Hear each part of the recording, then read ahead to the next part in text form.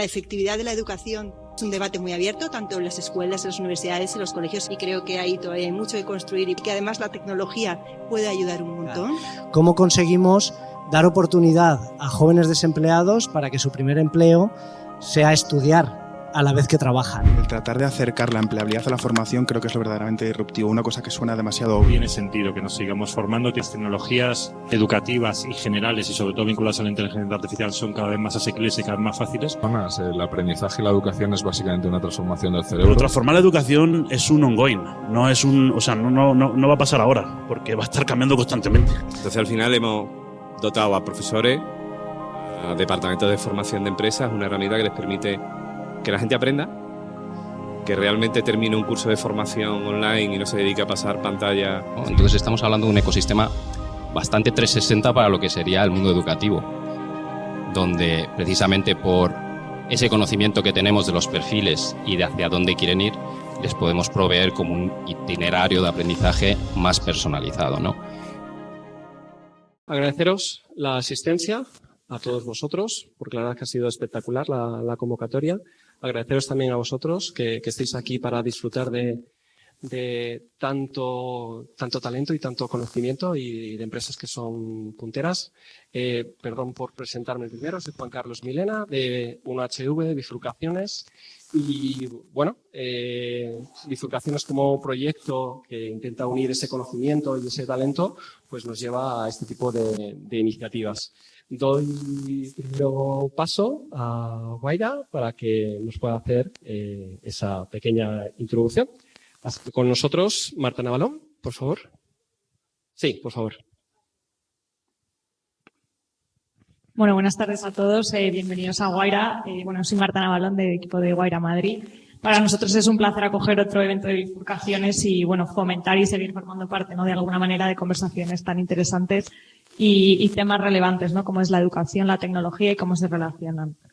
Y desde Guaira, por si alguno no nos conoce, somos el Fondo de Innovación de Venture Capital de Telefónica, el CVC. Nuestra misión al final es llevar innovación a Telefónica y lo hacemos pues a través de la inversión y el desarrollo de negocio de esas compañías que invertimos con las áreas de negocio de Telefónica en un montón de cosas, y la educación es una de ellas. Un muy buen ejemplo lo tenemos aquí esta tarde entre todos nuestros speakers. Tenemos a Rosalía O'Donnell del equipo de Educación Digital de Telefónica y a Javier Usín, cofundador de Becas, una de nuestras últimas participadas.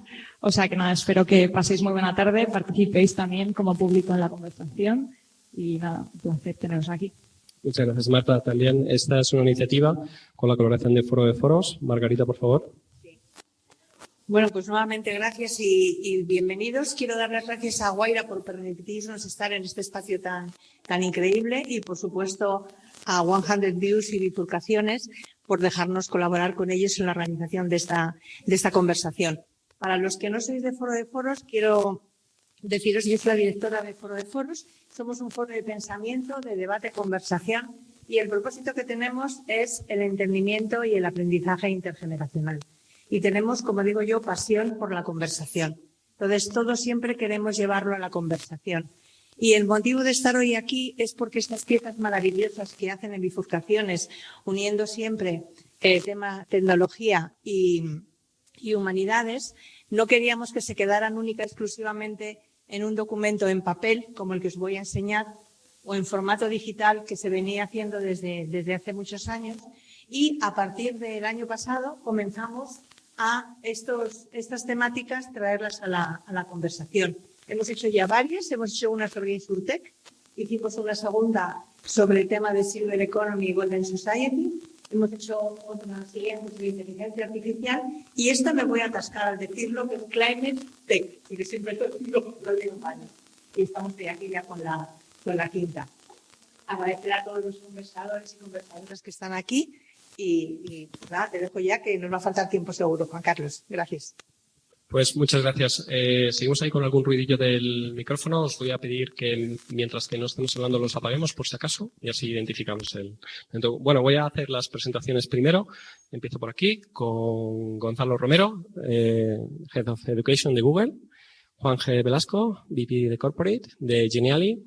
Tenemos a Javier Ausín, cofundador y responsable de operaciones, a Rodrigo Miranda, director general de ISDI, tenemos a Rosalía O'Donnell, CEO de Telefónica Educación Digital, Fernando Marzal, director de Zubilabs, Guillermo de Aro, de University, y tenemos a Antonio Velasco, responsable del área del vertical de educación de LinkedIn.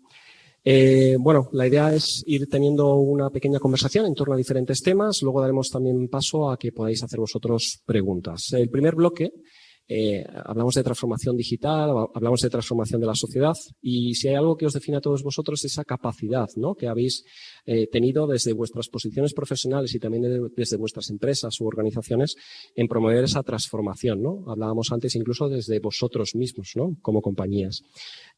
Rosalía, en este proceso de transformación hablamos sobre todo de aportar valor, ¿no?, que yo creo que es una palabra además que para ti es crucial.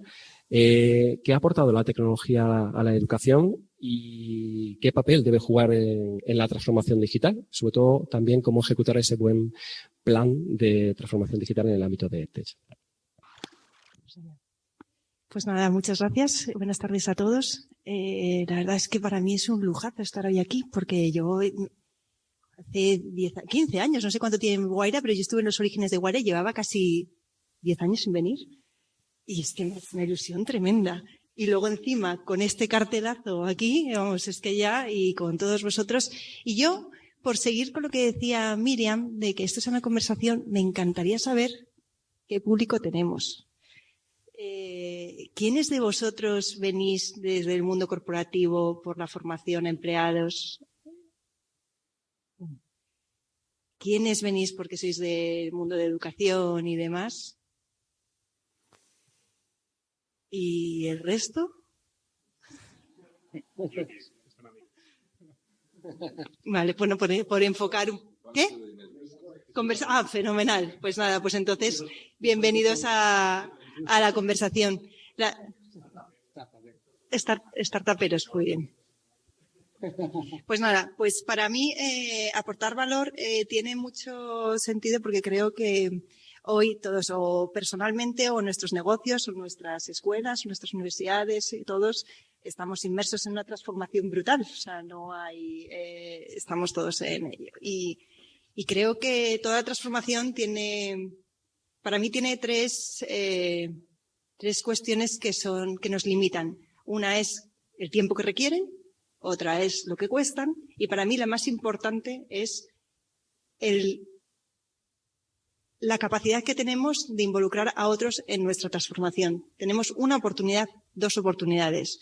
La gente no nos va a dar más, nadie nos va a acompañar. Entonces, acertar con lo que queremos ofrecer y acertar con el objetivo creo que es crítico, porque una vez, luego puedes tener mucho presupuesto, puedes tener grandes proyectos, pero si ya has consumido la intención o la capacidad o la energía de la gente para esa transformación, ya poco hay que hacer. Por eso creo que aportar valor es crítico para que realmente seamos capaces de enganchar a quien se quiere transformar y acompañarle en ese camino.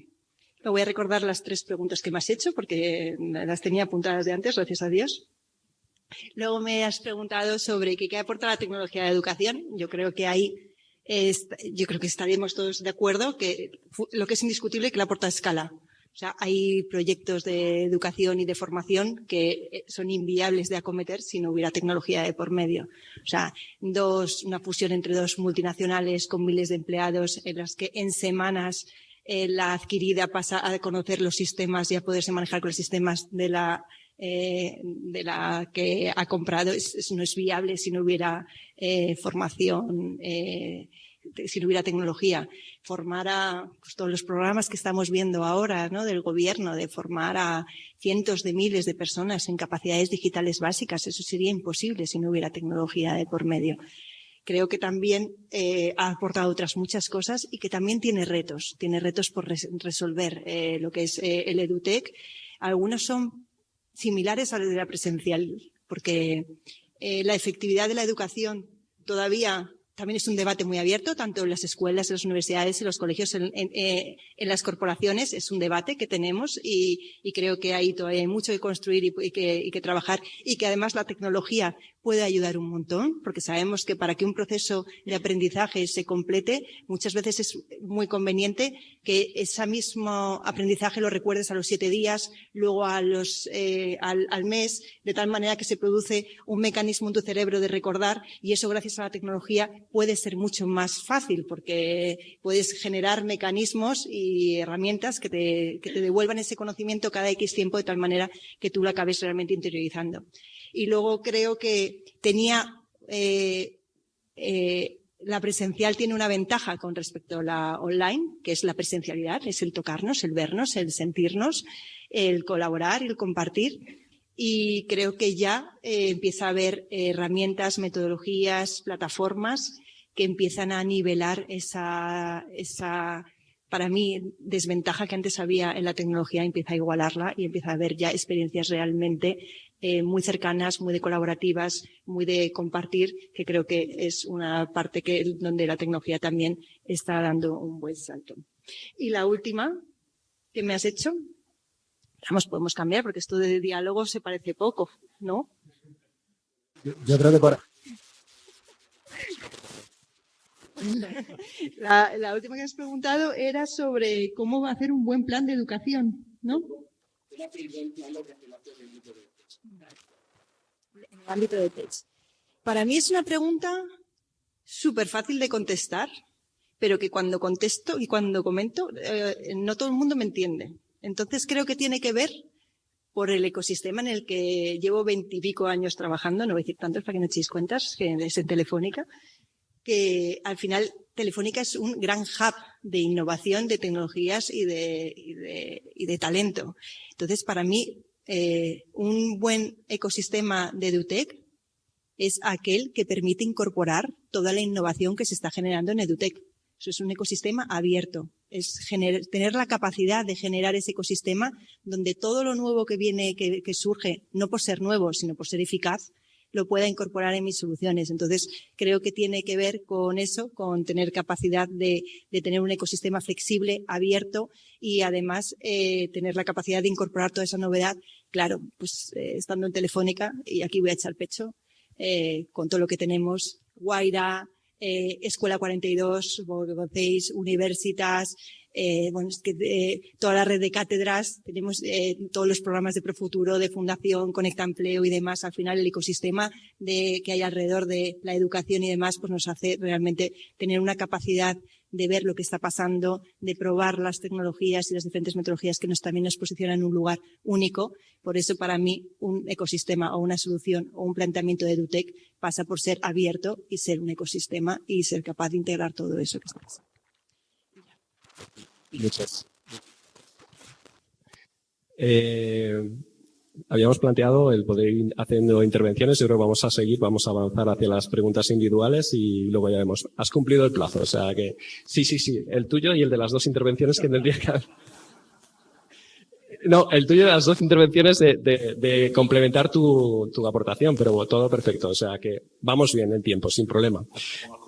No, al contrario, me ha parecido, porque además yo creo que hay una cosa que se genera cuando hablamos de educación y es pasión y es ganas de aportar y yo creo que es algo además, leyendo algunas de las entrevistas y artículos que has hecho que creo que merece la pena, ¿no? Por eso yo creo que más allá de los tiempos, todo el formato que teníamos aquí, lo importante es que nos quedemos con esa piel de gallina con las cosas que aportamos.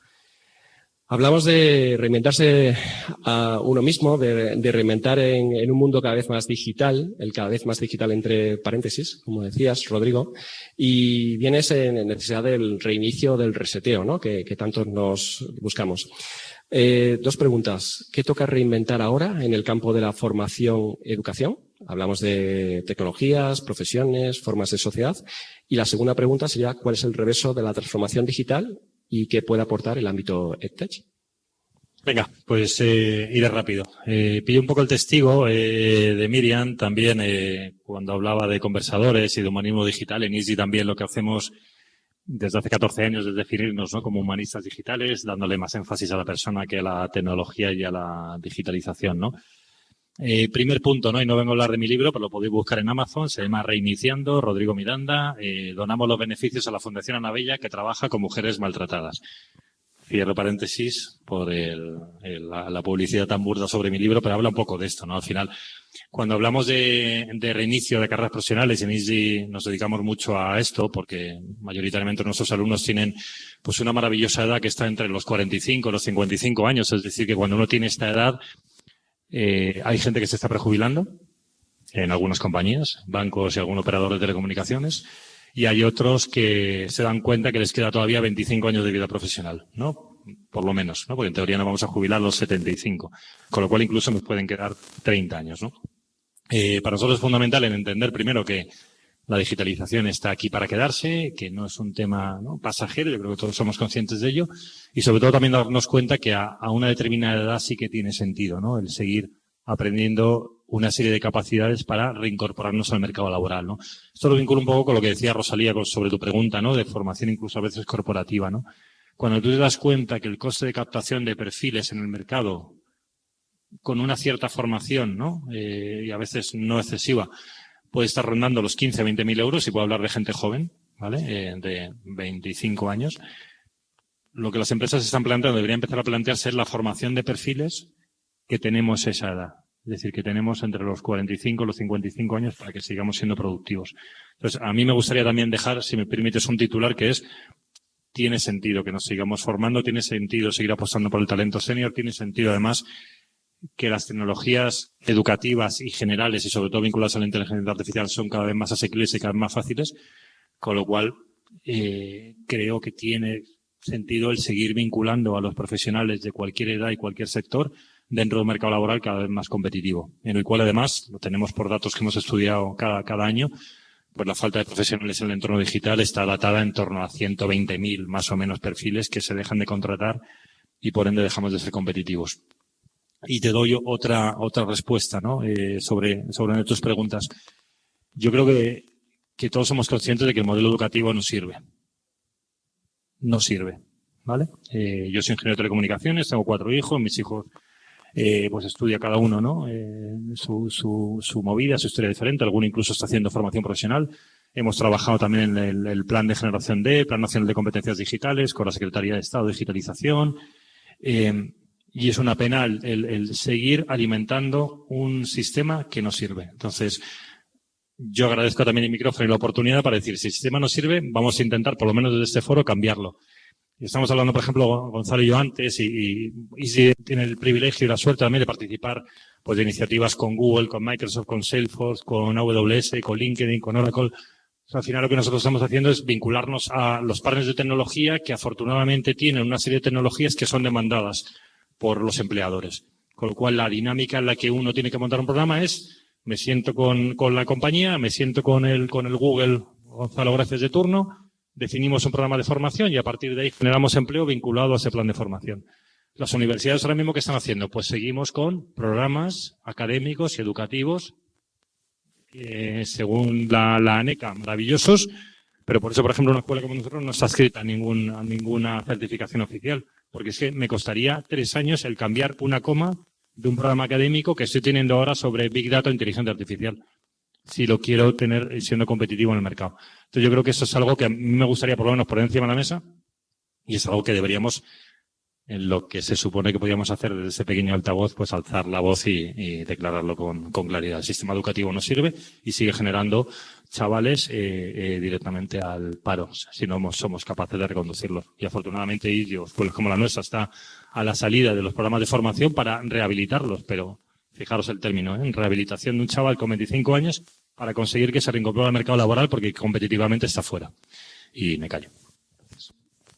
No, fantástico. Lo decías antes, lo que decía de los turnos es que habíamos planteado una primera exposición y 2 posibles intervenciones o contraintervenciones, ¿no? Pero vamos, en este caso, los dos habéis consumido ese tiempo, yo creo que muy bien, y luego ya iremos en ese debate. No, al contrario, lo que quiero decir es que muy bien, cuando me mirabais decíais, ¿cómo vamos? Vamos muy bien. Porque esto va de personas, Guillermo, y además ese es uno de los puntos centrales que tú has tenido también en tus libros, hablando de millennials, de estoicismo. Y leo una frase, además, porque siempre abocas por una visión humanista. Las empresas son personas y todo empieza y termina con las personas. Y la búsqueda de la eudaimonia, sabía que no le iba a decir bien, de la felicidad. Guillermo, ¿qué buscan las personas ahora en sus procesos de formación y educación y qué necesitan para adaptarse a la nueva era que nos espera?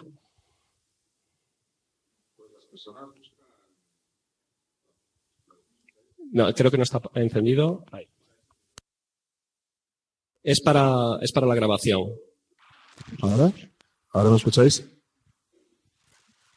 Es que queda un poco de... ¿no?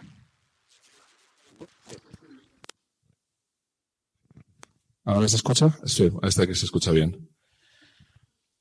Vale, bueno, pues creo que cada uno de vosotros tenéis muy claro lo que buscáis y lo que habéis venido a buscar aquí. Yo le decía a mi compañero que seguro que Juan os debía dinero y por eso habéis venido, pero en general todo el mundo busca más o menos lo mismo en la vida. Hay un libro muy bueno con este estudio de 80 años de Harvard sobre qué es lo de llevar una buena vida.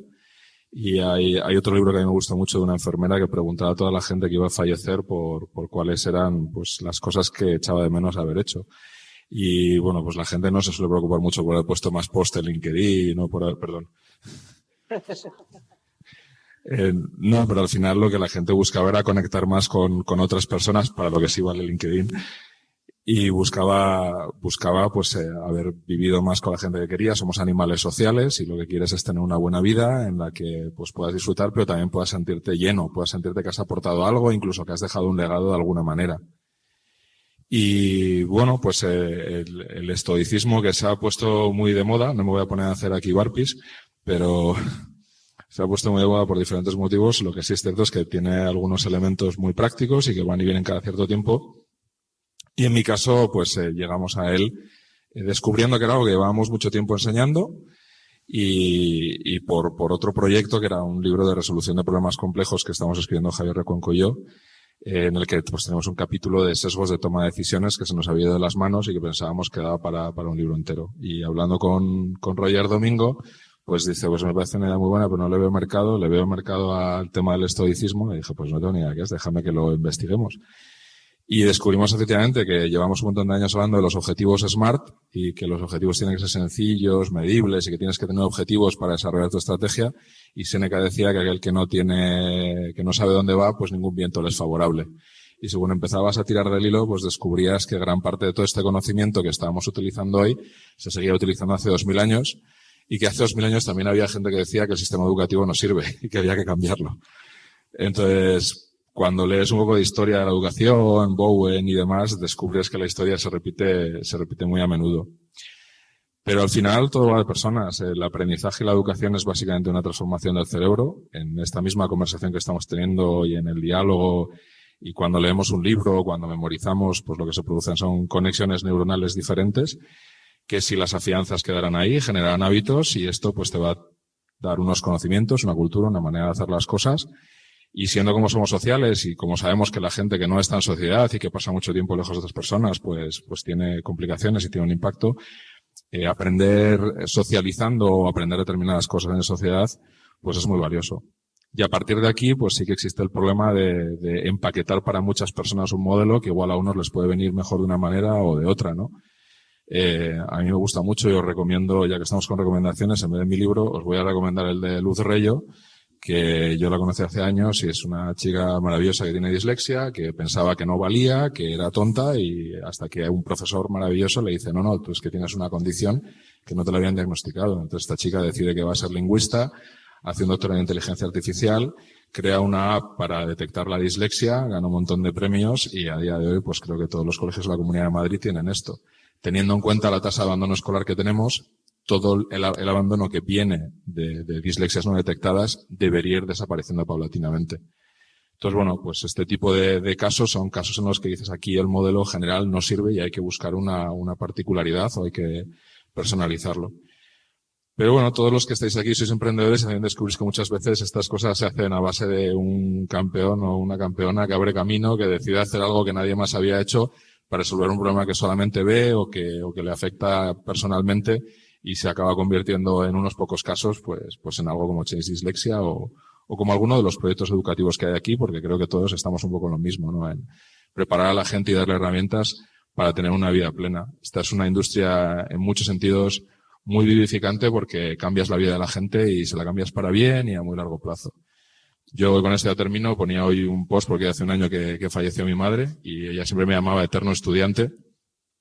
Y bueno, pues la cantidad de personas en LinkedIn que me respondían eran en gran medida antiguos alumnos que recordaban las clases y recordaban los buenos momentos desde la perspectiva de lo que están haciendo hoy.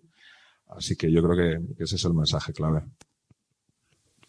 Me quedo también con esas fuentes de aprendizaje que son nuestras familias, nuestras madres y padres, y muchas veces con una entrada de valores que no nos pillamos en la tecnología. Hijo, no sé lo que haces ni a qué te dedicas, pero bueno, por lo menos que seas decente.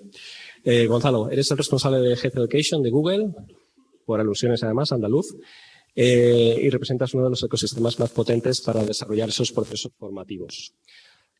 ¿Cómo transformar la enseñanza y el aprendizaje para que profesionales, profesores y alumnos puedan desarrollar todo su potencial? Yo creo que esa es un poco la palabra, ¿no? El todo su potencial. ¿Qué tal? Buenas tardes. Yo no voy a poder responder a esa pregunta en 3 minutos, y no es mi, así que voy a dejar la expectativa muy clara. Eterno aprendiz, casi más que eterno estudiante, y seguro que tu madre te ve con esos ojos tan buenos y te sigue apoyando ahí a saco. Está afeitado, no sé si para venir hoy o... Pero bueno, me han encantado las aportaciones que habéis hecho desde diferentes perspectivas. A mí me gustaría dejar 2 ideas claras hoy aquí. Y es que tenemos que ser muy conscientes de cómo es la era que define la era que vivimos. Qué condiciones externas hay ahí fuera que nos marcan cómo somos como sociedad, país y mismo vidas, ¿no? Y creo que es muy importante ser muy consciente que nos ha tocado vivir la era del cambio. Vivimos en un cambio constante y acelerado. En Google decimos que hoy es más rápido que ayer, pero más lento que mañana. Y eso pues nos condiciona lo que estamos haciendo y hacia dónde vamos y los retos, los problemas y las habilidades y casi que todo lo demás, ¿no? Entonces, una primera idea fuerza que quiero dejar aquí es esa, ¿no? Entender el contexto donde nos estamos moviendo y donde la educación pues está intentando, ¿no? Resolver los retos que a diario genera la sociedad y genera las personas, ¿no? Y la segunda es que creo que la educación se tiene que parecer cada vez más a la medicina, ¿no? Seguro que tenéis inteligencia artificial hasta en la sopa. Ahora cuando cogéis sopa probablemente tengáis inteligencia artificial, ¿no? Y bueno, no es algo nuevo. La inteligencia artificial empezó a nacer allá por los años 70, ¿no? 70, 80, si investigáis un poquito. Y si lo buscáis en el buscador que más utilicéis, que puede ser que sea. Pero básicamente yo creo que eso es una idea fuerza que nos puede ayudar a intentar resolver cómo hacia dónde tiene que ir la transformación educativa, ¿no? No podemos tener outcomes, resultados, haciendo lo mismo que hemos estado haciendo. Yo recuerdo, visitaba una escuela en Japón hace unos meses, me sorprendía muchísimo porque ellos no estaban transformando digitalmente la educación, ellos estaban poniendo tecnología en el pupitre, ¿no? Pero tenían un plan claro de que querían tener, no sustituir, sino reinventar, ¿no? Que hay muchos marcos por ahí fuera muy interesantes, entre ellos el del doctor Puentedura, este que menciono, o el VAT, ¿no? El de aportar valor desde perspectiva. Pero transformar la educación es un ongoing, no es no va a pasar ahora, porque va a estar cambiando constantemente.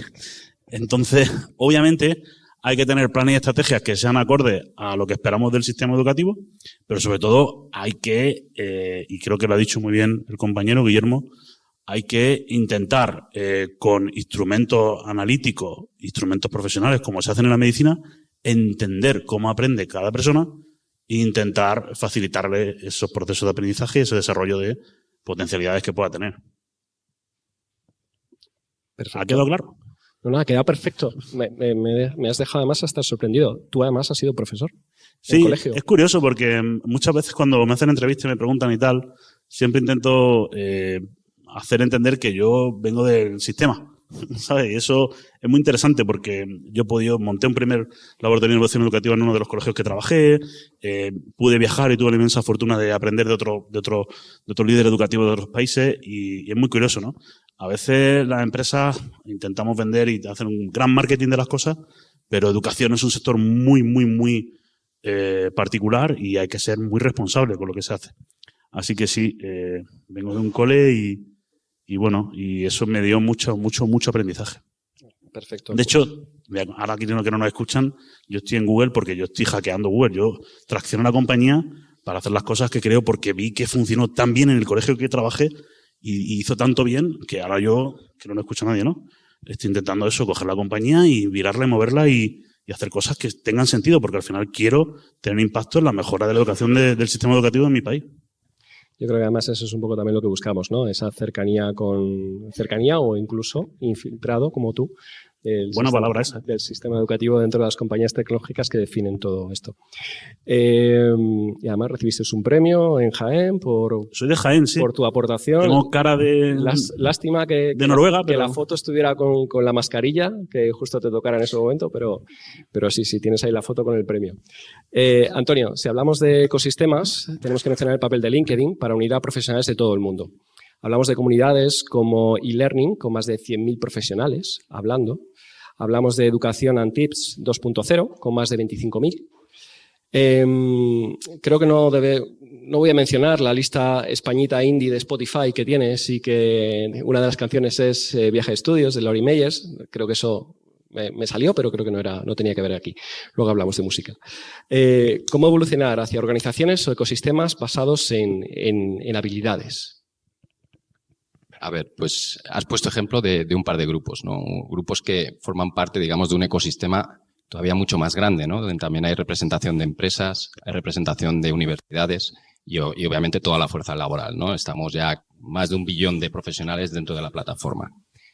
Al final, si pensamos en el ecosistema y más trayéndolo al apartado de tech, dentro de esos 67 millones de empresas, pues evidentemente que hay una representación de empresas dedicadas a renovar con tecnología la educación muy significativa y además con un impacto enorme, ¿no?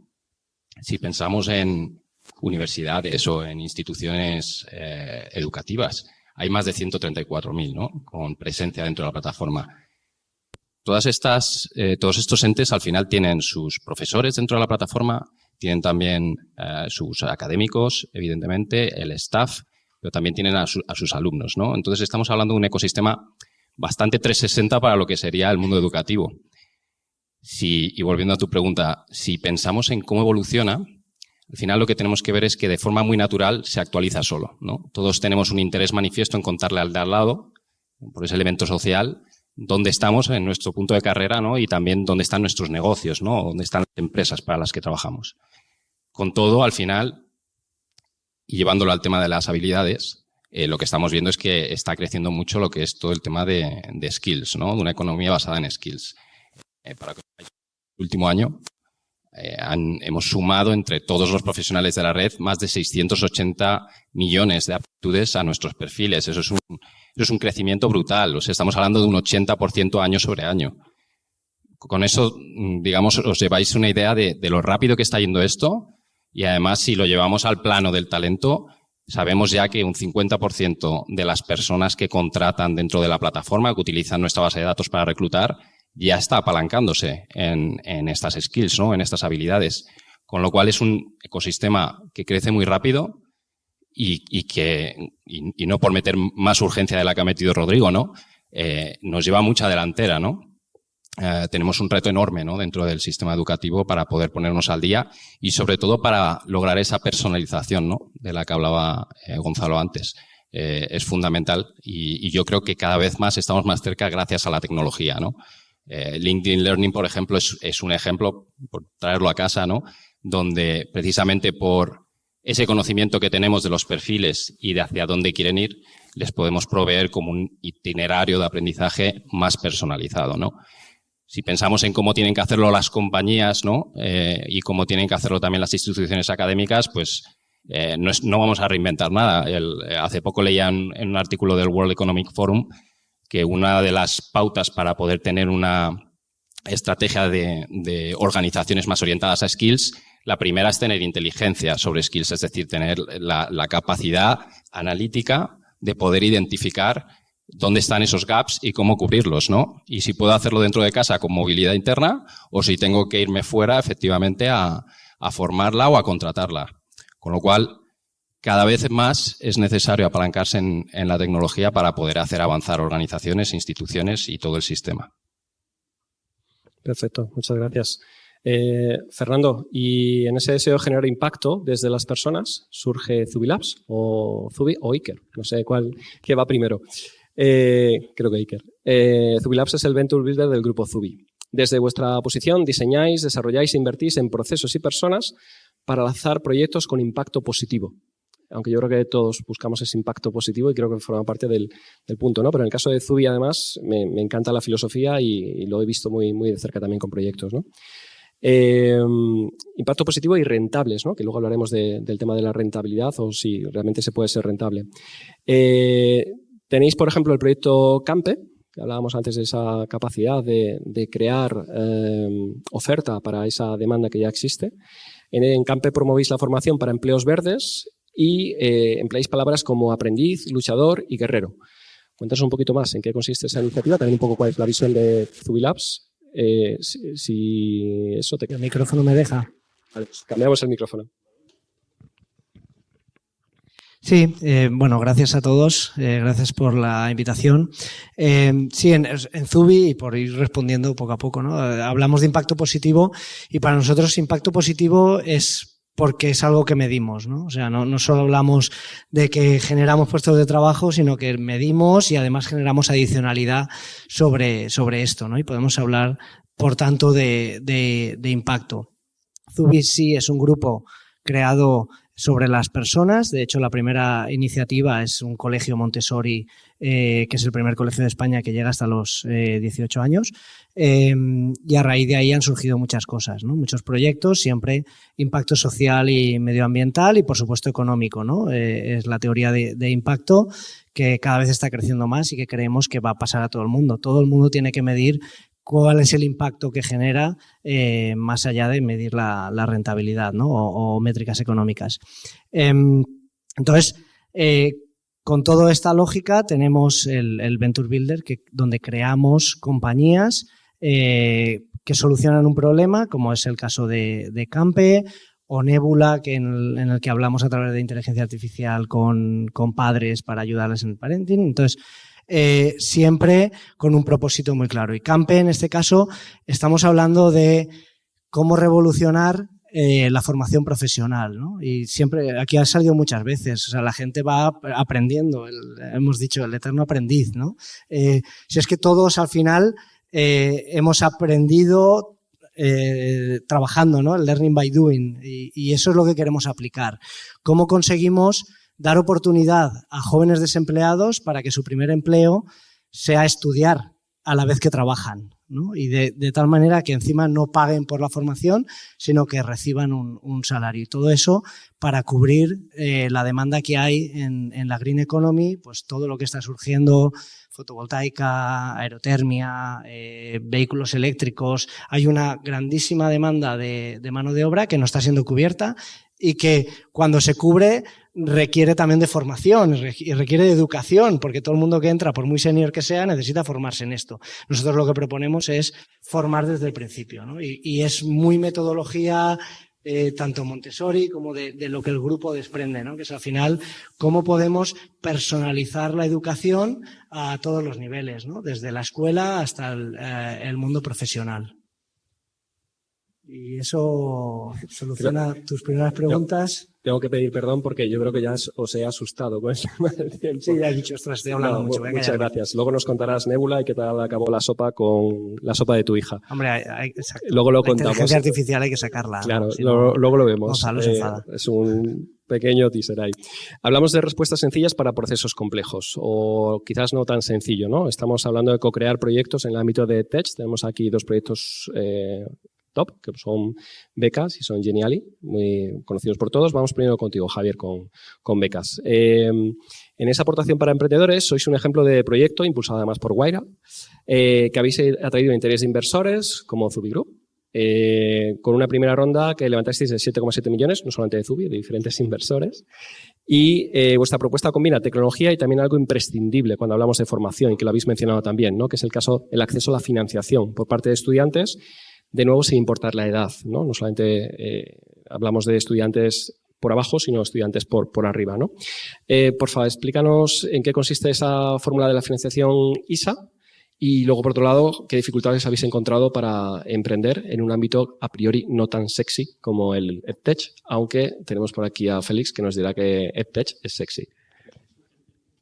Muchas gracias por la intro. Sí, está conectado. Antes de explicar un poco qué es la financiación ISA, para entender un poco por qué se crea Becas, nosotros realizamos un diagnóstico que coincide al 100% con el que comentaba Rodrigo antes. ¿Cómo es posible, ¿no?, que exista, ya no solamente en Europa, sino en España también, ese número de vacantes que no se llegan a cubrir y haya una tasa de desempleo altísima, ¿no? McKinsey cifraba en el año 2021-2022 que hay alrededor de 12 millones de parados en Europa y 5 millones de vacantes digitales que no se llegan a cubrir. Nosotros, cuando vemos este tipo de datos, siempre decimos, lo dividimos por la mitad y si aún así impresiona, hacia adelante, ¿no? Entonces, pusimos un poco a ver cuál era el problema por el que no se estaba autorregulando ese desajuste que había entre oferta y demanda. Entonces, nos pusimos a analizar y vimos que sí que existen players formativos que se salen un poco del sistema tradicional, que tratan de anticiparse, ¿no? Lo que veníais hablando de la transformación digital. El mundo va demasiado rápido y nunca el BOE, modificando un plan de estudios, va a ser capaz de dar respuesta a la necesidad de formarse en nuevas competencias. Son los nuevos centros de formación el que dan respuesta a esa necesidad. Y luego también vimos que ese problema no solamente estaba en nuestra cabeza, en el mercado, sino que las empresas tenían serias dificultades para contratar este tipo de perfiles. Y el claro ejemplo es que las empresas, en las formaciones tradicionales en las universidades, la manera de involucrarse es con cátedras. Sin embargo, la manera que tienen en involucrarse en los nuevos centros de formación es con programas para contratar. ¿Vale? Se lanzan programas con centros de formación para que esos estudiantes acaben en su empresa. Entonces, nosotros vimos que, por decirlo así, como que había un puzzle maravilloso, pero que faltaba lo principal. ¿Y qué es lo principal? Uno, dar visibilidad a estos programas y luego permitir que todo el mundo, y hago todo el mundo entre comillas porque es todo el mundo que se lo merezca, pueda acceder a este tipo de formaciones. Formaciones que la realidad es que cuestan dinero. Entonces, después de analizar un poco cuál era la situación, el perfil de estudiante al que le encajaría esta formación, nos dimos la cuenta de que una persona cuando acaba la universidad o cuando acaba una FP tiene dos opciones: incorporarse al mercado laboral o seguir y cursar una formación de especialización. Analizamos un poco cuál era la tasa de la gente, cuál era el perfil de la gente que se incorporaba al mercado laboral y cuál era el perfil de la gente que continuaba formándose. Y el tema económico era fundamental. Los que continuaban formándose eran estudiantes de familias de clase media alta. Sin embargo, los que se incorporaban al mercado laboral eran estudiantes, siempre hablando en términos mayoritarios, de familias de bajos recursos. Y esto es fundamentalmente por dos motivos. No solamente el coste formativo, que implica cursar este tipo de programas, sino por el coste de oportunidad. ¿Vale? El no trabajar y no contribuir al sostenimiento de la familia era un impedimento. Entonces nos pusimos, vale, esto tenemos que solucionarlo. ¿Cuál es el instrumento financiero que posibilita que este tipo de estudiantes que no tienen capacidad de pago, que no tienen recursos, cursen este tipo de formaciones? La financiación bancaria tradicional no funciona porque la capacidad de pago falla. Entonces dimos con una fórmula que son los acuerdos de ingresos compartidos, ISAs por sus siglas en inglés, que lo que permiten es que un estudiante, con independencia de su situación económica actual, pero que por supuesto cumpla los requisitos que se exigen para que curse satisfactoriamente ese programa y se emplee, pueda acceder a este tipo de formación sin pagar absolutamente nada y empieza a pagarlo una vez que haya encontrado el empleo, con un porcentaje de su sueldo. Entonces esto lo que vimos que reforzaba mucho el mensaje de, oye, si estudias esta formación te vas a emplear. Ese mensaje, en nuestra opinión, quedaba vacío y la manera de reforzarlo es, fíjate, si creo en la empleabilidad de esta formación, que no vas a tener que pagar nada hasta que te formes. Esto lo lanzamos en 2022 y la realidad es que trabajando con partners, pues como por ejemplo con ISTI, los resultados están siendo maravillosos porque se está quitando la etiqueta de que este tipo de formaciones solamente son para gente que se las pueda costear, sino que es para todo el mundo para que se lo merezca. El gran reto fue convencer a inversores de que somos capaces de hacer un scoring, que no es un scoring financiero, sino que es un scoring aptitudinal, un scoring de empleabilidad, un scoring de nos abstraemos de cuál es la situación financiera del candidato y analizamos si este candidato, superando satisfactoriamente la formación, va a ser empleable o no. Además tenéis también unas becas con Zubi, he visto además, de 1.800 euros. Me ha parecido muy interesante esa iniciativa, ¿no? Para personas sin... Sí, lo que tratamos de involucrar también es a todos los players que nos rodeaban, y en el caso de Zubi, que su involucración fue al 100% desde el día número 1, no solamente como inversores, sino también de complementar la financiación que nosotros damos con becas no reembolsables. Y ahí tanto Zubi como otros players pues prestaron un apoyo muy importante.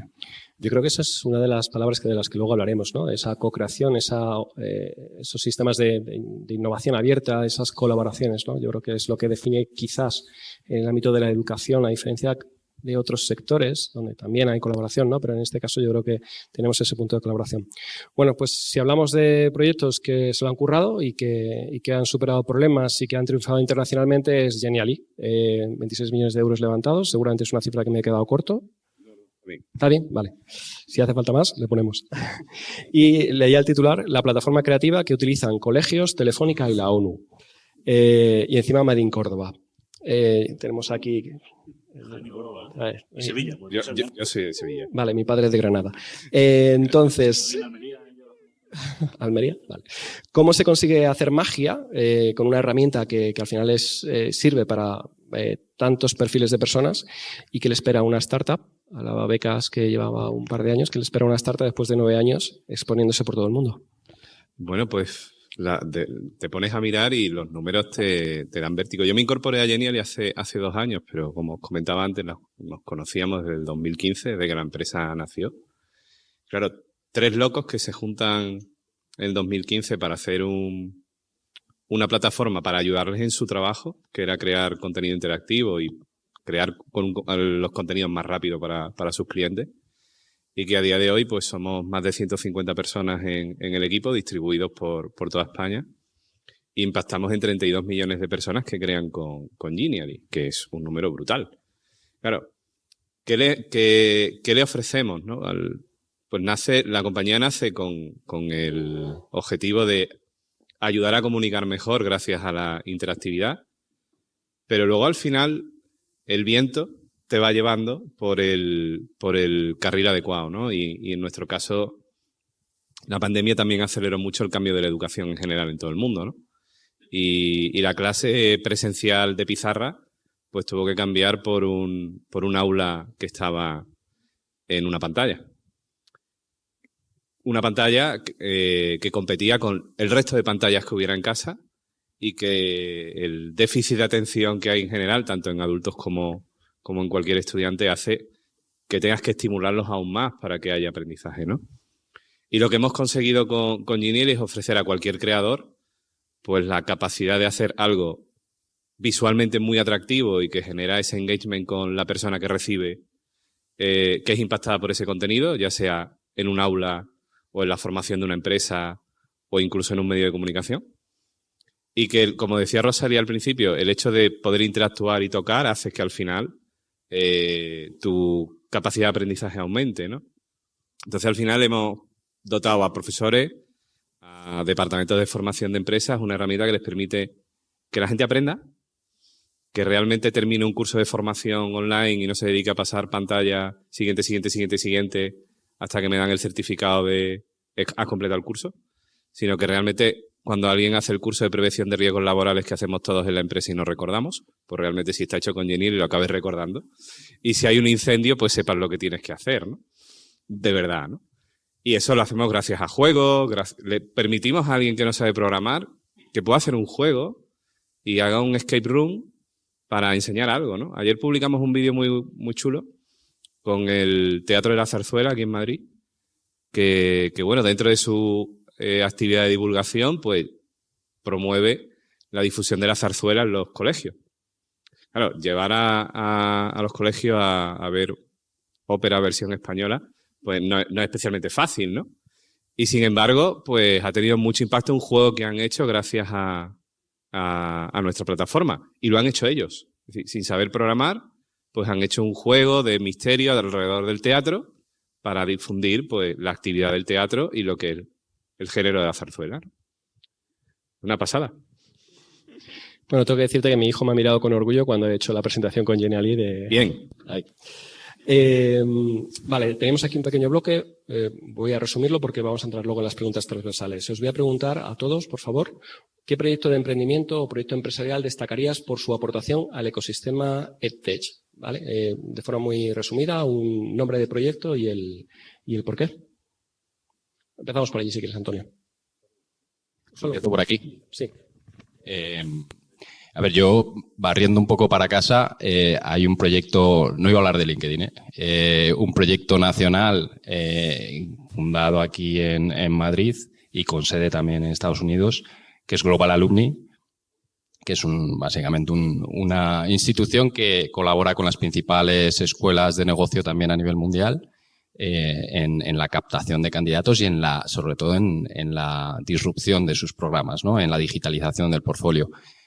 Os sorprendería la cantidad de iniciativas de ese tipo que hay a nivel global y ya os digo, estamos hablando de empresas que están aquí, que tienen unas salas inmersivas para poder llevar a otro nivel el modelo de aprendizaje en remoto y lo tenéis aquí en Méndez Álvaro y hay otra sala de estas en Boston y ya os digo, impartiendo cursos pues desde MIT, University of Chicago, también de otras universidades de prestigio en Europa y bueno, es verdad que no lo conoce todo el mundo, pero es un proyecto de emprendimiento importante, ¿no? Y relevante. Perfecto. Guillermo.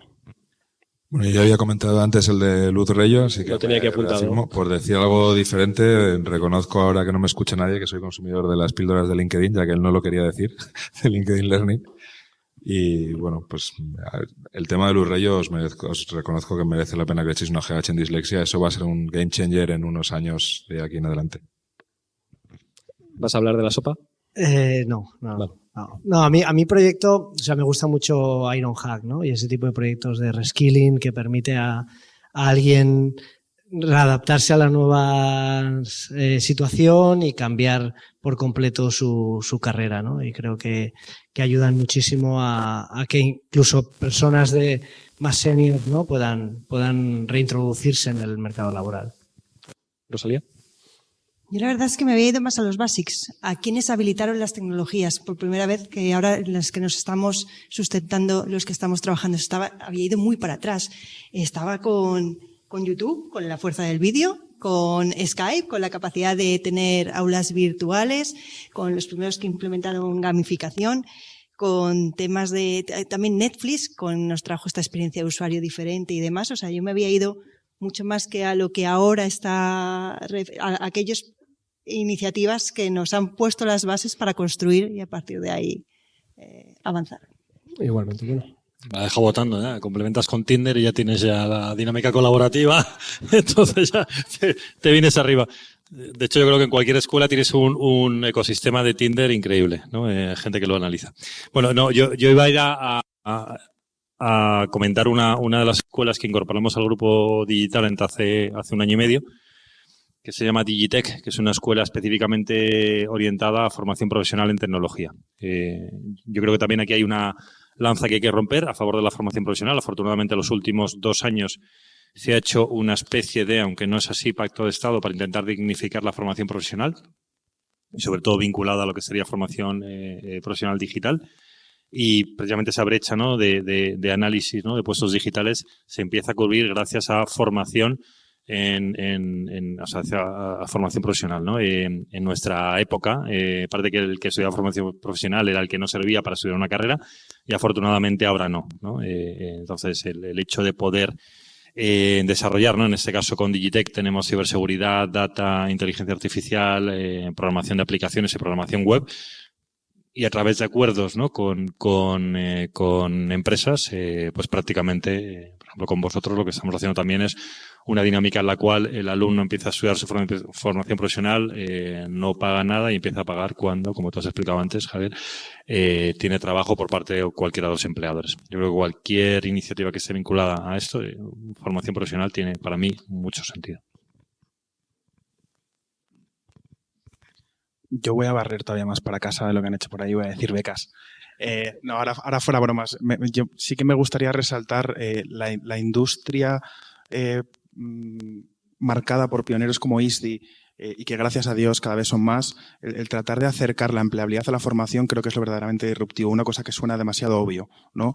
¿Para qué te formas? Vamos a dejar atrás la formación humanista que se encargan pues otro tipo de centros, la formación clásica. Esto es una formación, que ahora comentábamos antes, formación de skills, formación de competencias. Competencias que cambian a una velocidad vertiginosa. Oye, sí, hace 1 año y medio, que nos parece que era hace 10 años, era blockchain. ¿Qué va a ser qué va a ser el lunes que viene, ¿no? Entonces, pero esa labor de acercar empleabilidad a la formación y toda la industria de las formaciones intensivas, de las formaciones de competencias, creo que lo están logrando y están sembrando la semilla para que toda la formación sea para el empleo. Creo que es digno de resaltar. Llevamos 13 años nada más. Pioneros. A ver, yo querría poner foco también en la formación a profesionales y en empresas, ¿no? Porque creo que también formar a tus empleados hace que los servicios sean mejores y hace las empresas más competitivas, ¿no? Y creo que también vivimos una ola de plataformas muy orientadas hacia verticales, ¿no? Me voy a quedar con una a la que le tengo un especial cariño, que es Turi School, que por ejemplo es una escuela online específica para el sector de los hoteles y el hospitality, ¿no? Que parece que es un sector de poco valor añadido y que en realidad formar a los empleados de un hotel para que den mejores servicios en realidad es algo que impacta de manera muy directa en el cliente y también en la facturación, ¿no? Y antes de pasar el micro aquí a mi compañero, hay una plataforma también de Google que ha sido un cañón en la educación, que es Google Classroom. Bueno, yo iba a decir que Geniali y ya más que nunca lo voy a decir, me encanta, soy súper fan. Os he oído antes hablar juntos, o sea que lo tenéis todo conservado. Soy súper fan de lo que hacéis. Yo soy muy afortunado porque en Google ofrecemos mucha infraestructura en muchas plataformas como servicio, inteligencia artificial, no sé si sabéis lo que es eso, pero como servicio también. Y vemos muchas compañías y startups del sector de tech. Entonces, antes y estoy preocupado porque llevéis esa analogía de educación y medicina, y entonces voy a hacer otras 2 analogías con 2 startups de tech que me encantan. Uno son en medicina los análisis de sangre o los análisis en general son instrumentos pues, muy importantes, ¿no? Porque si puedes analizar bien, pues sabes cómo puedes luego poner un tratamiento, ¿no? Entonces, esa para mí es DIDE, no sé si la conocéis, pero ahora su CEO es Elena Betés, que es una crack, fundó Rastreator. Y Elena está muy apasionada con este proyecto y no me cabe duda que va a hacer una labor tremenda de apoyo a intentar analizar los perfiles de los niños y qué necesidades diferentes o qué necesidades pueden llegar a tener.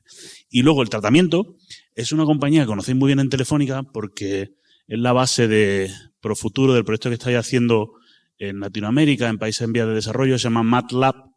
Que es esa aplicación que tenéis en las tabletas y que aspiráis a llegar a 10 millones de niños, ¿no? Que no tienen acceso a lo mejor incluso a docentes y a profesores. Y esta compañía, que también es nacional, de Elche, por cierto, se llaman ITN Learning. Y son neurocientíficos y son unos auténticos cracks.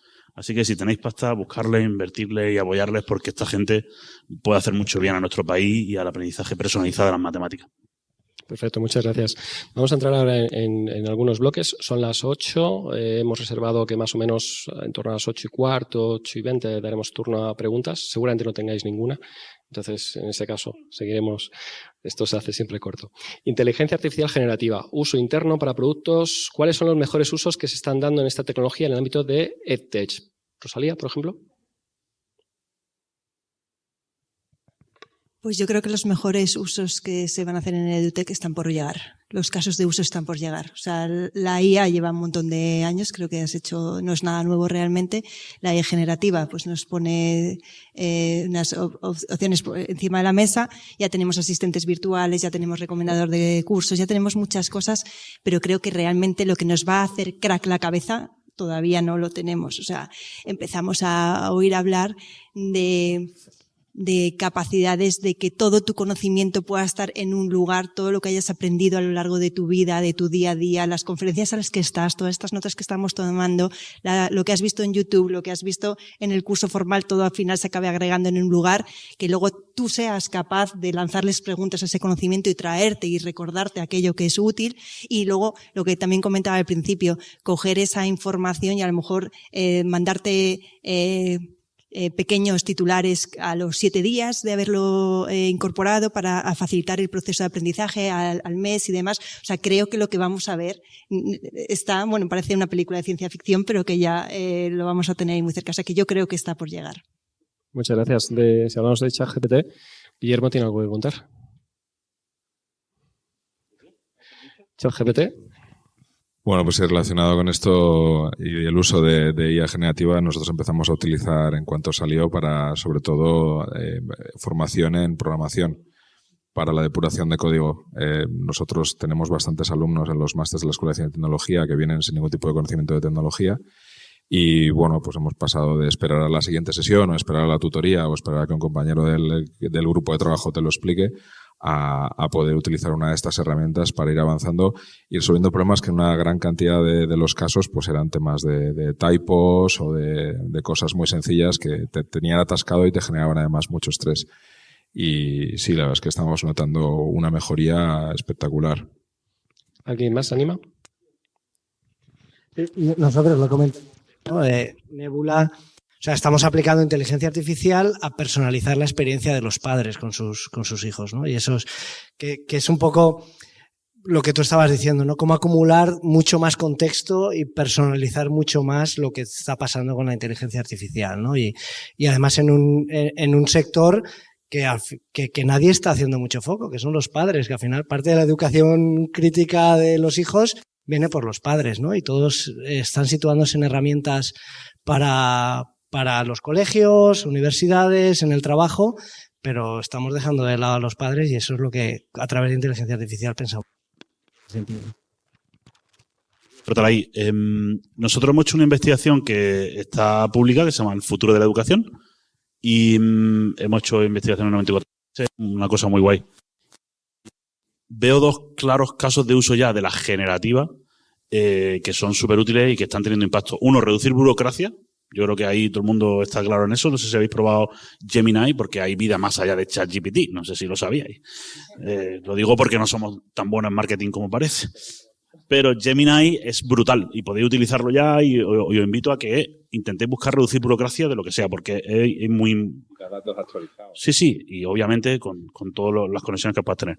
Y luego nosotros tenemos una clarísima apuesta que os invito a que conozcáis si de verdad os gusta la educación, porque va a ser bastante revolucionario desde la absoluta humildad, ahora mismo es punta de iceberg, pero que se llama práctica guiada y que es todo nuestro modelo en sí a disposición de los docentes para que puedan crear prácticas con sus contenidos, con contenidos curriculares. Sabéis que Google siempre va mucho a plataforma y que les ayude a tutorizar de manera digital al aprendiz en el proceso de aprendizaje. Es brutal, se integra con Google Classroom y gobiernos como El Salvador, por ejemplo, lo están desplegando en la totalidad de sus estudiantes y colegios. Y aquí en España todavía no os puedo contar mucho, pero tenemos un proyecto muy chulo con varios gobiernos para apoyarle en tener impacto y mejora del aprendizaje. Muchas gracias. Si queréis pasamos a la siguiente pregunta. Ecosistemas de innovación abierta, tanto en corporaciones, lo has mencionado antes, tanto en corporaciones como en administraciones públicas. Hablamos de colaboraciones entre empresas, administraciones locales o nacionales. Búsquedas de proyectos para cubrir determinadas necesidades. ¿Cómo estructurar ese buen gobierno de las sociedades? Rosalía, me habías justo cuando te pregunté por qué temas, este es uno, pero bueno, ahora abrimos a cualquiera de vosotros. Podemos pasar porque además lo contaba al principio, o sea, nosotros por la propia filosofía de Telefónica, que es un hub de innovación, ir a los pliegos, a las ofertas de forma colaborativa y conjunta está en nuestro ADN, o sea, es el día a día de nuestra forma de trabajar, es que no hay otra manera. Lo único que sí que diría es que creo que nos alineamos y nos comportamos bien y unamos esfuerzos cuando hay una oportunidad. No somos tan buenos en unirnos antes para generar oportunidad. Y creo que donde está el conocimiento, que muchas veces es aquí, nos unimos cuando alguien define la oportunidad, en vez de nosotros que tenemos visión nos unimos e intentamos mover esas oportunidades. Ahí es donde creo que a veces podríamos trabajar de otra manera. Muy buen punto. Para eso está Bifurcaciones. Y aquí os cuento una iniciativa en la que creo que hemos fracasado también como... Bueno, parece que vengo aquí pitufo gruñón, ¿no? Pero no es verdad. Suelo ser bastante optimista y positivo. Pero hemos fracasado mucho, ¿no? Y lo comentábamos el otro día también con la gente de la EOI, que ha sido el plan de generación D, ¿no? O sea, se han destinado en torno a prácticamente 400 millones de euros para formación digital para pymes y agentes del cambio, que son agentes digitalizadores, o sea, gente que es capaz de hacer cosas en temas de Internet y digital. Y la dinámica en la cual, pues, tanto el programa se definió, se diseñó, y por mucho que intentamos influir, pues no lo conseguimos, pues al final eran programas para pymes de 375 horas. O sea, tú imagínate un directivo de una pyme que se va a chupar 375 horas de formación. Vamos, de cualquier... Es que ni siquiera de lo suyo, ¿no? Pero ni mucho menos de temas digitales, ¿no?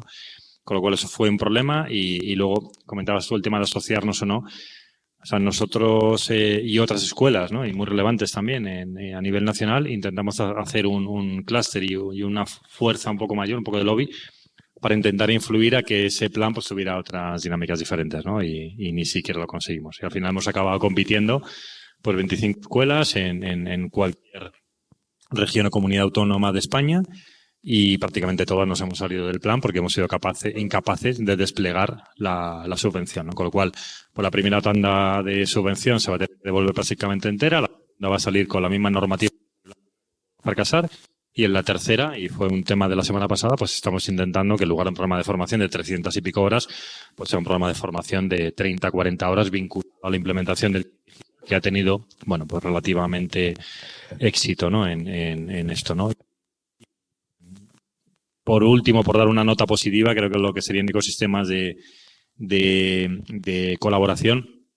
Yo creo que sí que ha habido buenas iniciativas a nivel fondos públicos europeos, a los cuales en cualquier pliego de este tipo se nos obligaba, y aceleradora que ha participado de estos fondos públicos, se nos obligaba a colaborar a diferentes instituciones, tanto sectoriales como incluso por país. Entonces, ese tipo de dinámicas de poder optar a un concurso público obligando a una colaboración, creo que tiene que ser la estrategia, ¿no? Y la manera que nos sentemos todos en una mesa e intentar abordar una solución común entre varios. Perfecto. Una última pregunta. Bueno, realmente tenemos millones y yo creo que hablabas antes de fracasos o de errores. Yo reconozco un fracaso por parte de Bifurcaciones y una HV, y ha sido plantear una mesa con tanto talento y con tan poco tiempo, porque nos hemos quedado con ganas de muchísimo más. Así que os invitamos a volver a repetir todas las veces necesarias. Haremos grupos, pero de verdad muchísimas gracias porque es espectacular. Una última, como hay muchas startups aquí, construir implica recursos. ¿Cómo convencer a un fondo, a un VC, a una aceleradora, a un business angel de que tu proyecto EdTech merece la pena? ¿Fernando? Bueno, en Zubi tenemos el fondo, entonces me es más fácil, ¿no? Porque voy a la puerta de al lado y llamo. No. A ver, quiero decir, no hay una metodología de cómo convencer a un fondo, ¿no? Al final tienes que tener un proyecto que tenga una base sólida y que hayas testado. Yo creo que aquí la clave es que estés planteando hipótesis que has podido demostrar, ¿no? Y que eso hace que puedas hablar de lo que puede pasar, ¿no? Al final, las ideas todos sabemos que no sirven de nada si no hay ejecución, ¿no? Yo creo que ir a un fondo tienes que ir con algo sólido, que hayas testado bien, que hayas probado. Yo creo que hay muchas herramientas hoy en día para testar online. Cualquiera de aquí tiene herramientas, puedes montar cualquier cosa con Geniali para hacer un test rápido, sacarlo al mercado, probar y con eso ya irte a un fondo, ¿no? Yo creo que es al menos la metodología que yo recomiendo. ¿Quién más? No sé si las startups, ¿cómo habéis convencido? Yo comentar un titular, Sí. O sea, si puedes no ir a un fondo, no vayas. Digo, porque también a veces parece que en la vida de una startup el objetivo es ir a un fondo o conseguir financiación. Y muchas veces lo es para escalar, ¿no? Y tenemos casos aquí que perfectamente lo puedes explicar. Pero yo cuando mentorizo muchas veces a los alumnos o sea, tu objetivo no es el fondo, tu objetivo es que generes un negocio con un piloto, un prototipo que resuelva un problema y a partir de ahí, pues que genere ingresos per se y si necesitas escalar, pues ya te vas a un fondo y tal. Pero... Total, de hecho, Geniali fue miramos miras medias de empresas y tal, y fue tardía su primera ronda, en realidad. Y eso es bueno. Primero, porque negocias mejor y segundo, porque vas con unos números decentes, ¿no? Como decían ellos, ¿no? Y por meter otro ingrediente en la ecuación, yo diría también la capacidad de escala, ¿no? No es lo mismo un negocio que solo aplica en España para un sector muy pequeñito o si realmente tiene capacidad de explotar. Y explotará cuando le deje gasolina suficiente, pero por lo menos que tenga esa capacidad de poder hacerlo, ¿no? Y yo creo que eso a veces también se nos olvida mucho. Nosotros, en nuestro caso, claro, era muy complicado porque nosotros nos dedicamos a dar financiación. Entonces, ¿cómo testeas que eres capaz de dar financiación, ¿no? Sin tener financiación? Por eso, para mí, siempre decimos que los valientes que invirtieron en un PPT de 2 chavales que lo único que eran capaces de mostrar es una mirada a los ojos y decir, oye, no sé si vamos a hacer esto, pero de aquí algo va a salir. Esos son los que tienen mérito. Mérito de verdad. Luego sí que es cierto que muy rápidamente cuando hicimos ese testeo que decía Fernando, ese mini testeo, ¿no? Que lo que da el inversor es ¿a qué huele esto? Rápidamente tuvimos la suerte de que Zubi se incorporó y nos apoyó prácticamente incondicionalmente. Pero sí que es un tema, y coincido con lo que se está diciendo aquí, es un horror levantar capital. Y para una startup que tiene recursos limitados y que tiene que estar centrada al 100% en ejecutar, el fundraising se acaba convirtiendo en la tarea que ocupa el 90% del tiempo de los fundadores. Entonces, es una pena, pero también es cierto que hay que alabar que quizá este proyecto hace 5 años en España era imposible de montar, porque nadie hubiese confiado en, insisto, 2 veinteañeros sin ninguna experiencia en el mundo lending, más allá de con una idea y con ilusión. Y hoy en día sí que se ha podido hacer, entonces eso también es de alabar. Perfecto. Tengo más preguntas, pero como nos quedan 15 minutillos, preguntas del público. ¿Alguien se anima? Pues justo por allí. Y si puedes decir tu nombre, si perteneces a algún proyecto concreto y la pregunta a quién va dirigida. ¿Vale? Sí, mi nombre es Luis. Primero que nada, agradecerles por tan fabulosa conversación. No va dirigida a nadie, sino voy a soltarla para que cada quien la pueda tomar. ¿Hacia dónde creéis que se debería dirigir la evolución del ser humano después de pasar de la revolución industrial que tenías el Homo habilis, el Homo faber, al Homo sapiens, que ya de sapiens no nos sirve de nada, porque el Homo sapiens de ahora está desfasado, porque son como los sofistas de los griegos, es decir, ya cuando tienes la verdad, ya la verdad no es verdad, ya cambió. Entonces, si deberíamos pasar de Homo sapiens a Homo cogitans, es decir, el hombre pensante, el que hace las preguntas, porque ya tenemos que la respuesta, que es la inteligencia artificial. Esa es la primera pregunta. Y la segunda es un tema también interesante, que es, ante este volumen tan inmesurable de información, yo no estoy tan seguro si un segundo cerebro o un tercer cerebro es lo que nos hace falta. Más bien, en lo que respecta a volumen de información, al mío le sobra.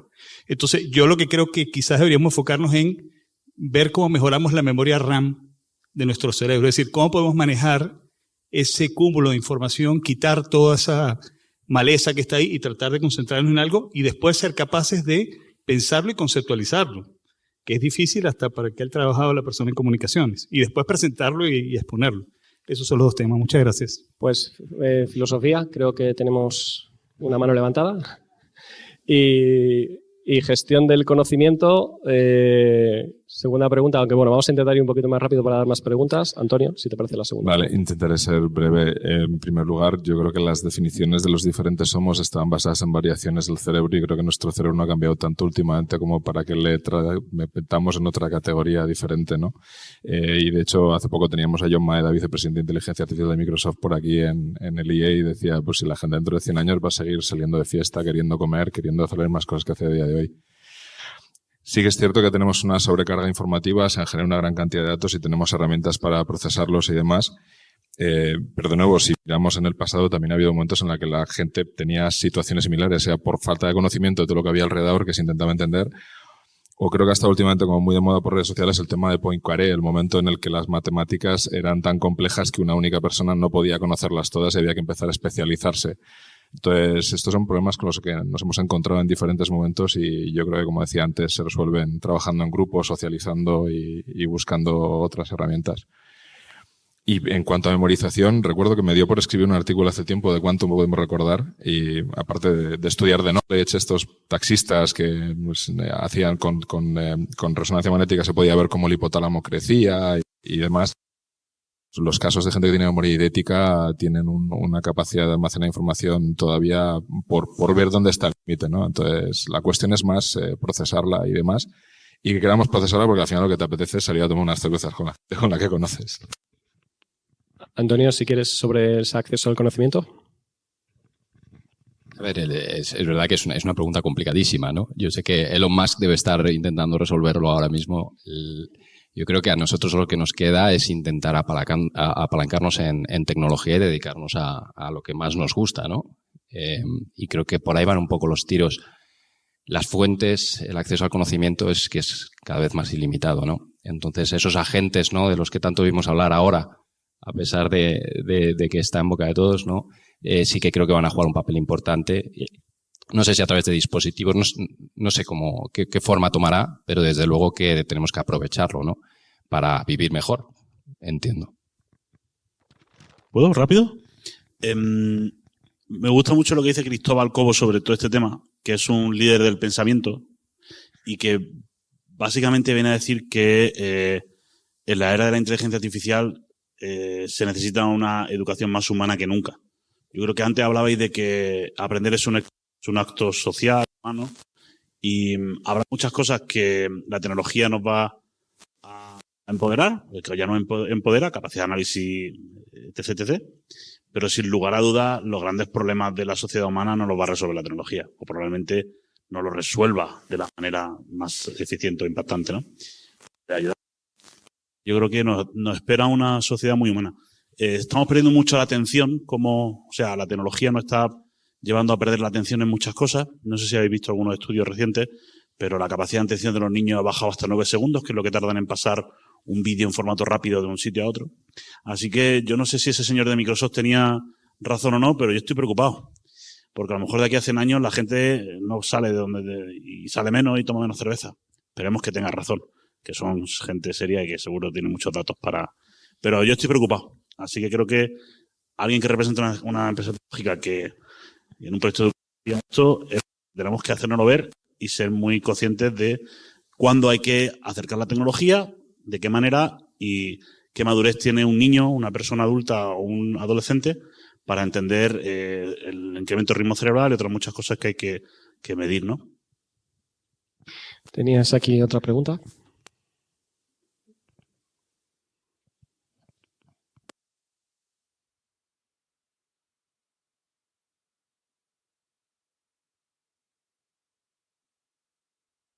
En primer lugar, Foro de Foros y a todos los organizadores. Mi pregunta va en relación a la inclusión, porque el ESTES tiene hacia toda la innovación que está habiendo y claro, dejamos de lado a las personas con discapacidad y creo que también hay que ponerlas en el centro porque también es derechos humanos y vemos que ritmos no los tienen en cuenta del todo. Por ejemplo, hemos visto muchas noticias acerca de ello y entonces yo os quería preguntar desde vuestras empresas cómo estáis haciendo para que esta nueva tecnología sea inclusiva de verdad, se promuevan educación de espacios equitativos, accesibles para todos, con los software o nuevas tecnologías que estáis utilizando. Nosotros, que es un chaval ciego.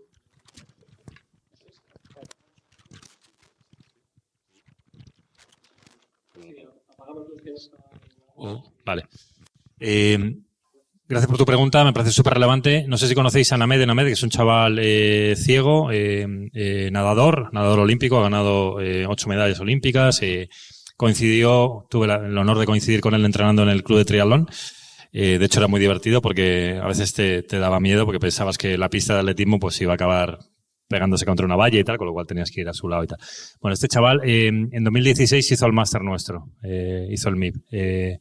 Porque muchas veces estamos pensando que las nuevas tecnologías y demás son de ahora para los temas de la inclusión y él es completamente ciego y gracias a herramientas que en 2016 ya empezaban a existir, que te permitían pues leer un contenido en PowerPoint o estructurar el acceso a un campus a través de sistemas auditivos, pues fue capaz de graduarse en un programa y de ejecutar trabajo vinculado al tema digital que ha sido capaz de aprender, ¿no? Con lo cual, además de lo que comentéis, de nuevas herramientas, estamos hablando de hace prácticamente 8 años para que una persona ciega sea capaz de seguir igual que otros alumnos, pues un máster de posgrado, como podría ser cualquiera de los nuestros.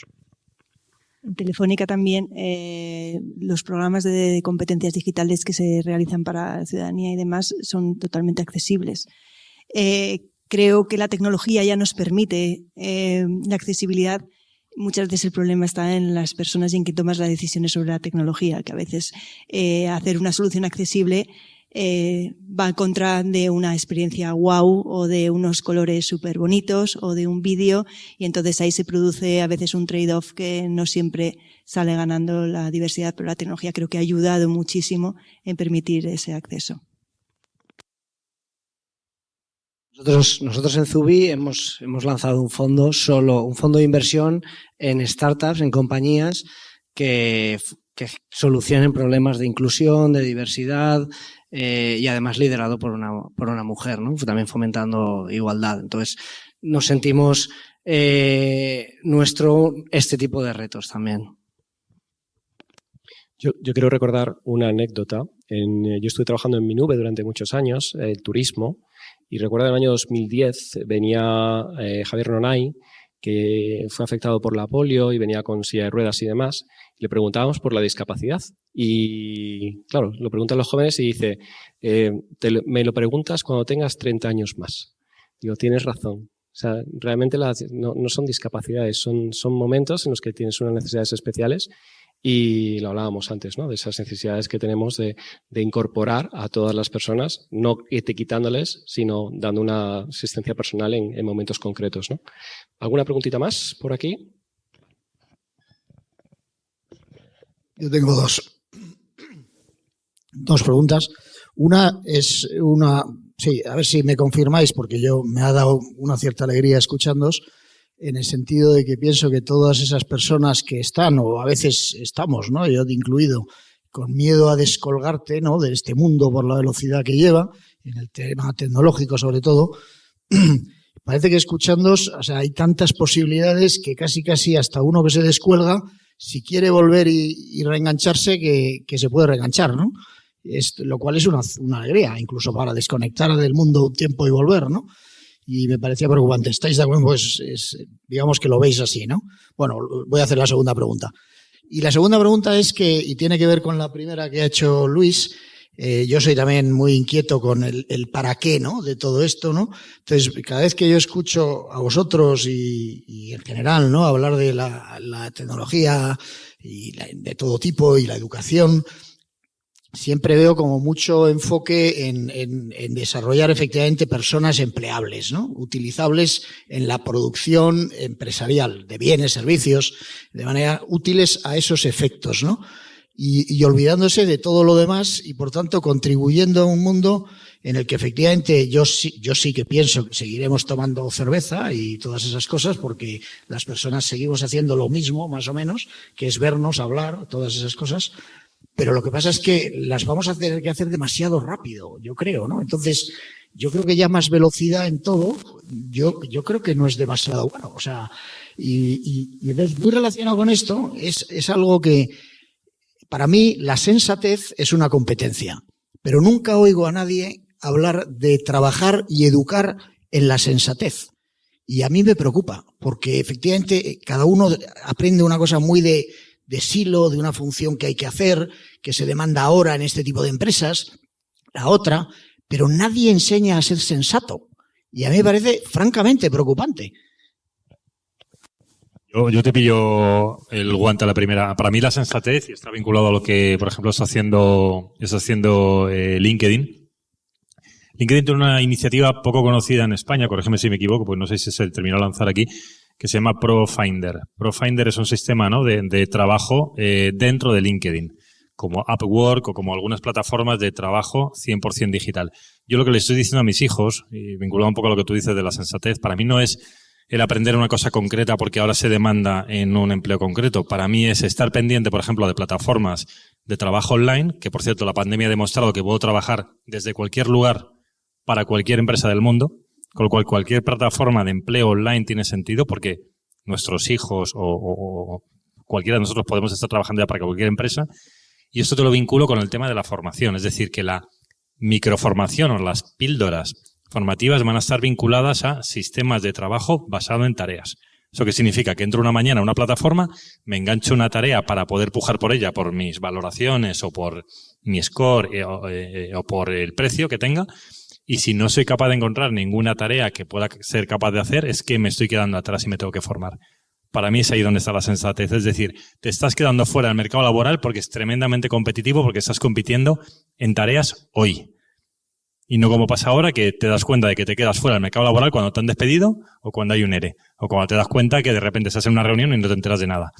Bueno, entonces me ha encantado mucho tu tema de la sensatez porque es un tema que utilizo con mis hijos hablando sobre cómo se tienen que formar en este mundo. Pero claro, tú dile a tu hijo de 22 años, no, tranquilo, que en lugar de hacer una carrera en LIE, que son de grado, o en ISI de posgrado, ponte a hacer una microformación.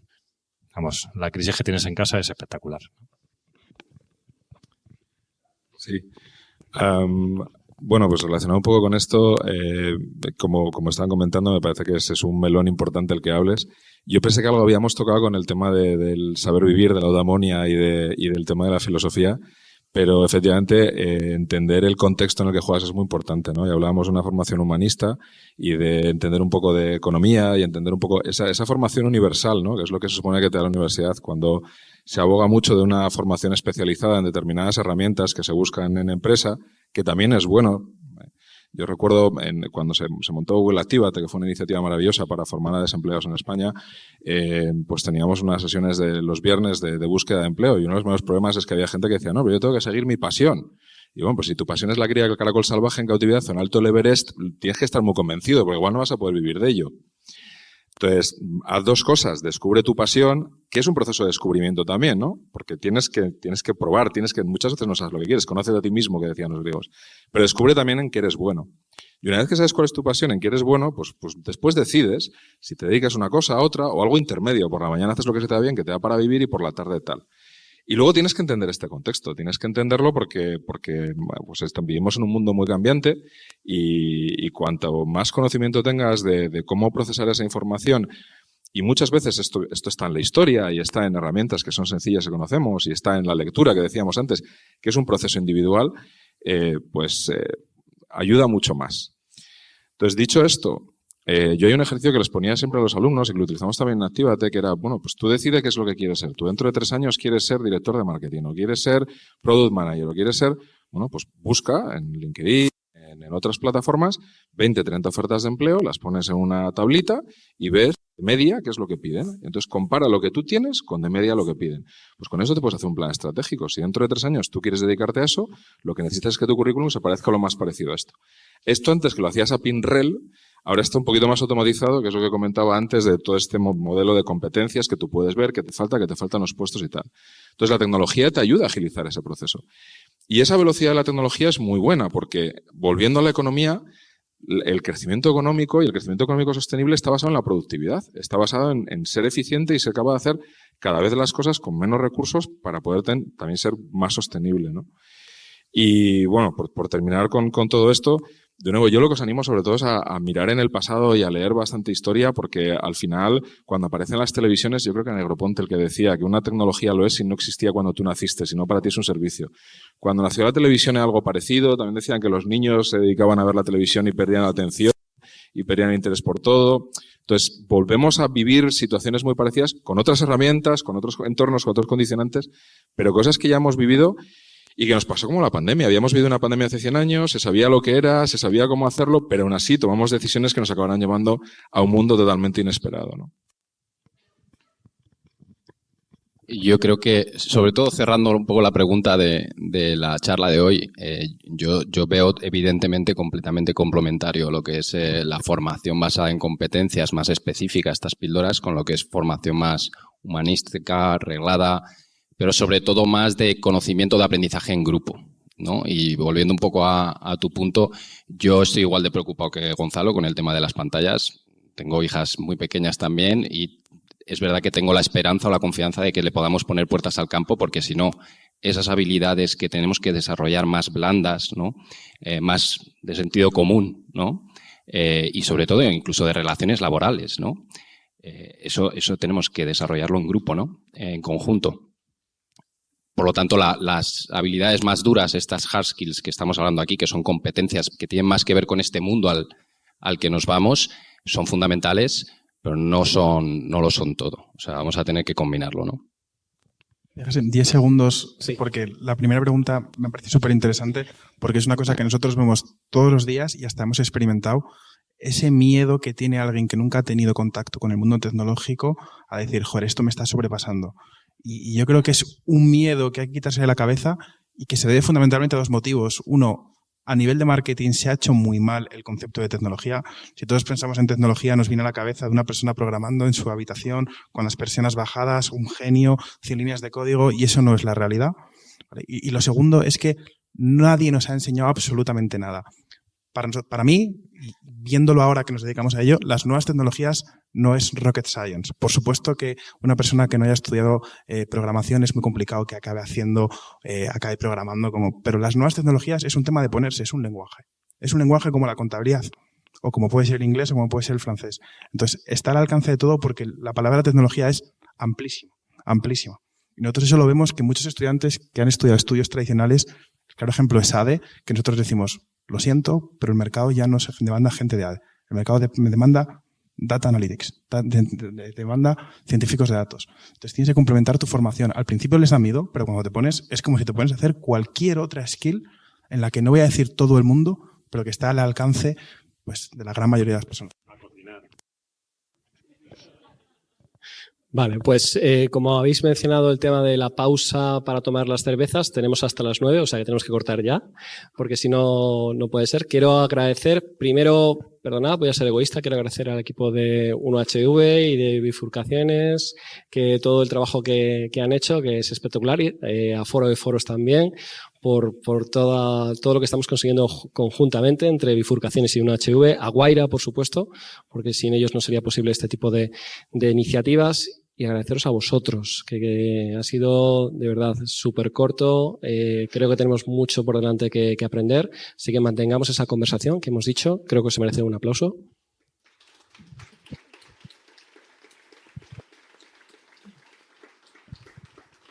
Y os combinamos a pasar y os animamos a que conozcáis un poquito más Bifurcaciones y también desde 1HV estamos ahí para ayudaros a cualquier proyecto que podamos contribuir a ese crecimiento. Así que nada, gracias a todos.